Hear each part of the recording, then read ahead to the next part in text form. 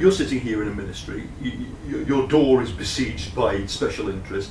There's a lot of people out there, you don't have to be an anarchist, with a black t-shirt, to hear people say they never dealt with oligarchy, they never dealt with clientism, and in fact they are being slowly infested with the same problems. That's what people say out there on the street.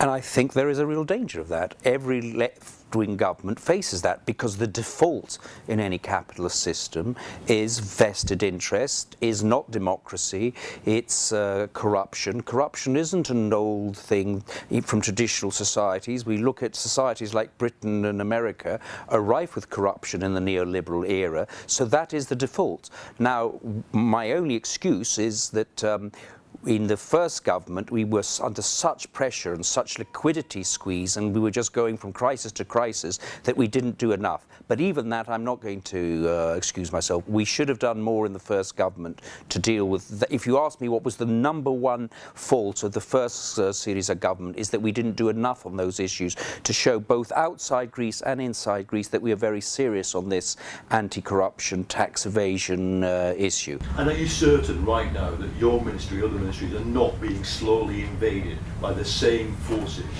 Well, it's a dynamic thing. It's a dynamic thing. If you don't move forward, and if we don't quickly change things, and if we don't bring transparency, and if we don't create an institutional structure that people feel that if they do the right thing, they're not going to be punished. If you create an institutional system where people feel that if they do the right thing, they'll be rewarded, I think you can change it round. But if we don't do these things, the default is a slow infiltration, as you say, of the practices of the old. So instead of changing the existing system changes you, and that is a real danger, and we're aware of that, and we'll do our best. But it's also a matter of social mobilization. I mean, what happened in Greece? It's too simplistic to say that Syriza failed because they didn't leave the euro or they weren't radical enough. It was also that people, to a large extent, transferred their beliefs and aspirations to the political level, and actually stopped doing all those things that brought Syriza to the government, mobilizing, creating movements, pressurizing. And I think it's if Syriza is going to succeed, we've got to refine that balance between what happens in government and what happens in real society and in outside ministries. And if there isn't action from below which tries to pressurize ministers, who tries to pressurize the government in a progressive direction, then I think no left-wing government, not just Greece, can actually mobilize. We actually depend on a link between the movement, the alternative example that the ministries do, and the programme. So even as you implement the austerity demanded by the lenders, you'd be quite happy to see that square full of dockers, rioters, protesters? I'd be very happy if there was that kind of protest, but I would be more happy as well if there were people organising for alternative solutions. Yes, every protest, to be dynamic, has to have it within itself the embryo of an alternative way of doing things. And if it's a protest just like to remain where you are, that's not going to help. I mean, just on this theme, which is interesting, you devoted your life, political life, to building this party, Syriza. I mean, what realistically is left of that project? Well, it's a dynamic thing, isn't it? How the Syriza project continues depends on how successful we are, and also how people feel that they're being given space to do things. That's why I think it's very important that the Syriza government is not just about carrying out the agreement with the creditors or just discussing the things that they disagree with the creditors. We have to have another parallel program that gives people a sense that they're being given space to do more progressive and more radical things. So there's no answer to that question before the struggle, as the left is saying. say, before the actual political process. The key moment isn't just one moment, it's a whole phase of history where there's going to be steps forward, there's going to be steps backwards, you're going to win some battles, you're going to lose some battles, you will learn from both victories and defeats. And I actually see the left as a movement that will have many more episodes. There is a feeling that neoliberalism is reaching the end of its historic period. That doesn't mean it's going to go left. It could go to a more authoritarian politics, and it will go to more authoritarian politics unless the left actually engages and has answers to the key questions about how do you run the public sector, how do you run public firms, how do you do partnerships between the public sector and the social sector, what role the private sector should have. Those need answers, and I'm in favour of protests as long as the protest gives solutions to those issues, that engages with the political questions that any left-wing government would have to deal with. What would you say to people, whether in Britain, Portugal, Spain, Ecuador, all the places where people looked to you? What did you do wrong?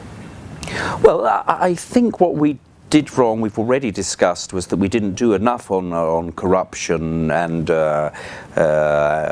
fighting tax evasion.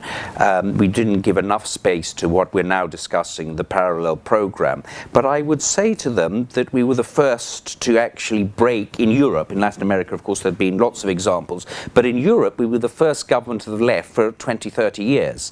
And in the negotiations, you can say how well we negotiated, how badly we negotiated, whether we could have done better. But in the end, a lot of people know that our opponents were not arguing about economics and the best way to get Greece out of the crisis or the best way to solve the debt crisis. They were wishing for a Syriza defeat, because a Syriza victory would encourage others to look in a different direction. So I would say that people should be more tolerant about Syriza, because Syriza gave a fight which was for others. Yes, and the people trying to defeat us were doing a fight to keep them down.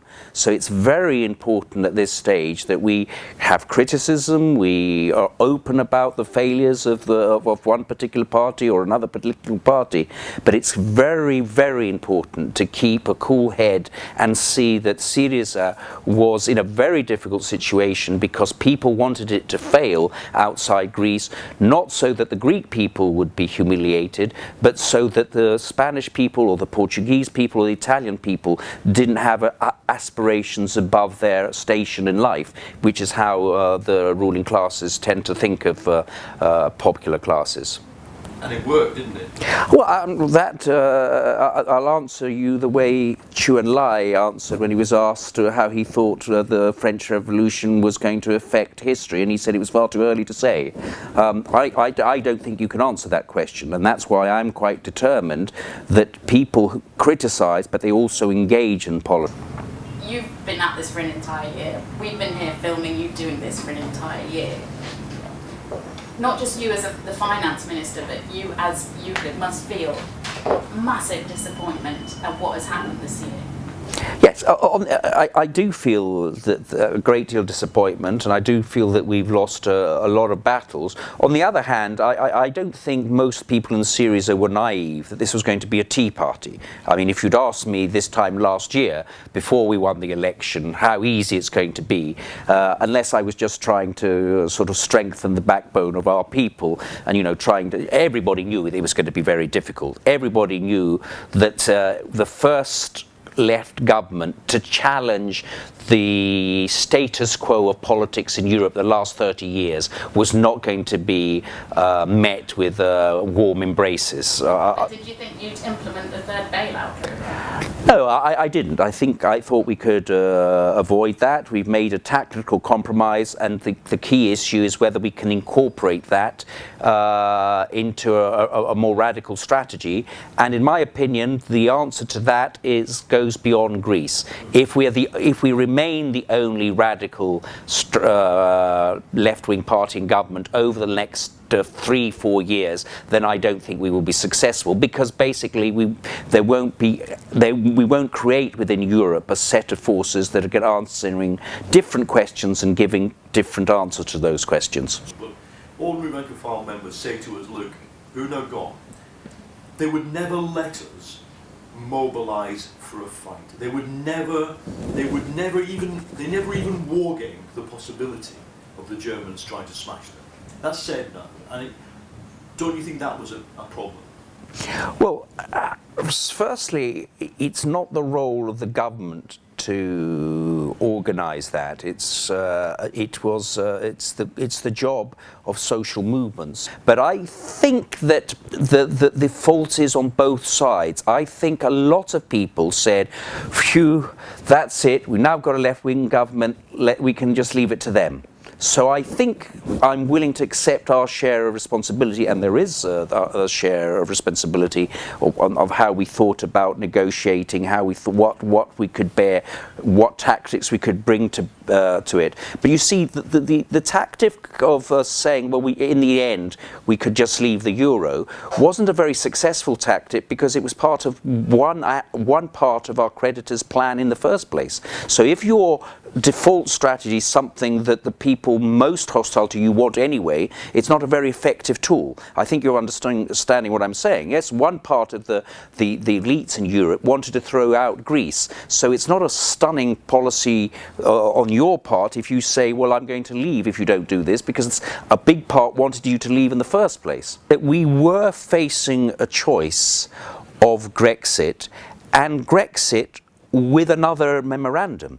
Grexit, in other words, with another agreement with our creditors. Now, of course, people then argued that, of course, those wanting to throw us out would be much more compassionate if we left and would help us, but that wasn't credible inside Europe. And also, we had the situation that the banks would have failed, and that would have meant the biggest social impact on the poorest of the poor, because most of the middle class and upper middle class had taken their money either out of Greece, but certainly out of the banks. So any Grexit would have affected all those people at the lowest end, in the most poor neighbourhoods, who maybe had 1,000, 2,000, 3,000, 5,000 euros, and that wasn't something any left-wing government could take, a decision that any left-wing government could take lightly. What will your country look like in 10 years' time if its debts are not written off or otherwise addressed? If the debt problem isn't solved over a 10-year period, then I think Greece, and I would add a lot of other southern European economies, face a period of stagnation. I grew up in an English school where the schoolmasters still remembered the 1930s, the older ones, and they said that they used to call the 30s the devil's decade, and they called it the devil's decade because it was a period of stagnation, it was a period of unemployment, the Jarrow marches, and so on. That's what will happen to Europe and southern Europe. Without a relief of debt, without Europe dealing with the debt in other countries, it's going to be another devil's decade. Aren't we there now? We are there now. We are very close to that, but I think that we still can confront this issue. The debt is a supranational, it's a problem that goes well beyond Greece, and the Europeans have to decide whether they want a monetary union that works. Most economists, and I'm talking about over 90% of the economists I know, and not just left-wing economists, even right-wing economists, say you cannot have a monetary union without dealing with a debt issue.